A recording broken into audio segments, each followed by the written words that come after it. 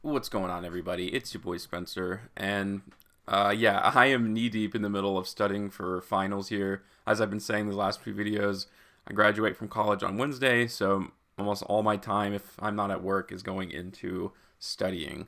But I am trying to get a video out every 2 days, and then I'll go back to regularly scheduled content like every day or every other day, um, starting on Thursday next week.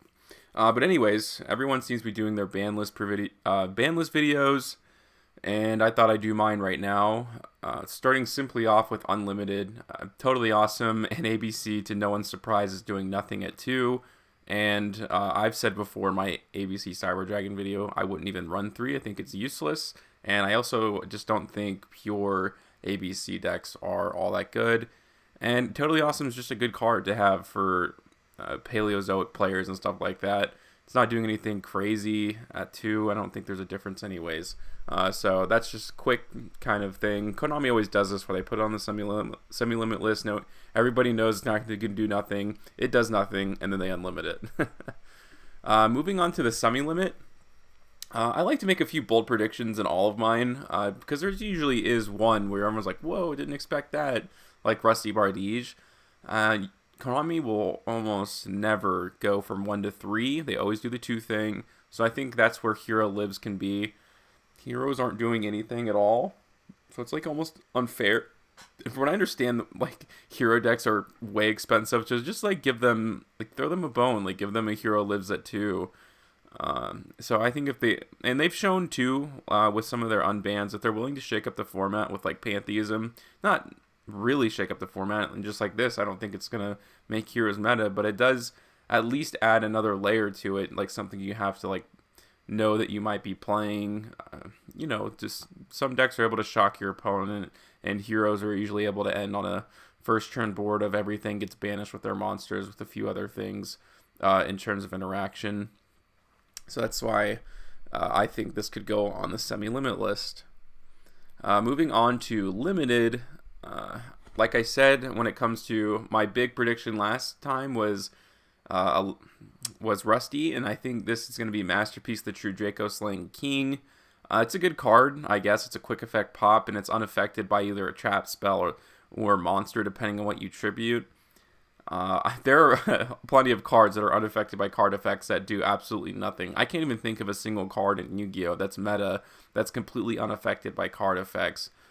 Give True Dracos a good card. Give True Monarchs a good card too. This honestly would be worth just splashing in there. And it's not even like it's 3,000 attack. There's plenty of ways to get over it. There's so many monsters in Yu-Gi-Oh! Now that either negate or have targeting protection. So I think that's where it could be. And it would be cool to see it in the format again. I honestly wasn't even around for when True Dracos was meta, so I would like to just see what it does. I don't think it's going to do much, and I think eventually it could just probably go to 3. It's not like you contribute summon multiple times in a churn. So that's my opinion on that, and that's why I think it could go to the limited list, and why I think it could. One card you'll not seeing here is Electromite, and I thought because of Blazing Vortex with the new support, Electromite would be coming back. They made a new Link monster that's just not very good, but some people think there's a bit of utility out of it. I've never played the deck before, so I can't confirm or deny that. But being that they made a new one, it's pretty much a message to all of us saying, hey guys, we're not putting Electromite back, even though I still think it could. It would be cool to see Pendulums back in the format. I know it's the most hated deck, basically, in Yu-Gi-Oh! Pendulums just in general.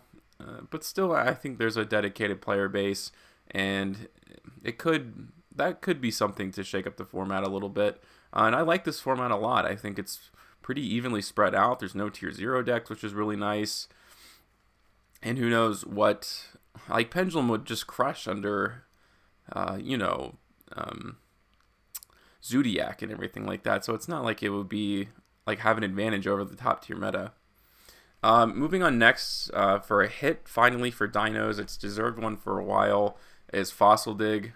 I think it should be Miscellaneous Saurus. I think it should be banned or limited. I just don't think Konami's ready to do that just quite yet. And I think this is banned in the OCG, if not limited as well. I know it's not. I know it's not at 2 or 3, so it's either one of those. And I think it's time here in the TCG to do that too.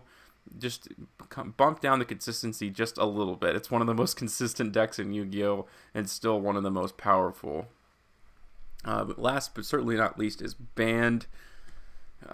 Dragon Link does need a hit. It's just about time. It's in every tournament. It's always in the top cut, bar none. And I guess these are 2 hits for it. Destruction Sword, I know. I had made a video about cards that should be banned, and people were saying that, some people in the comments were saying that it should stay. I just don't agree. I don't think it's very healthy. I don't care who uses it really. The card that is just that oppressive. I think Smoke Grenade could also be there, but Infernoble Knights haven't been topping too many tournaments just quite yet from what I've seen personally. So I just don't think they're going to try to make a hit towards it.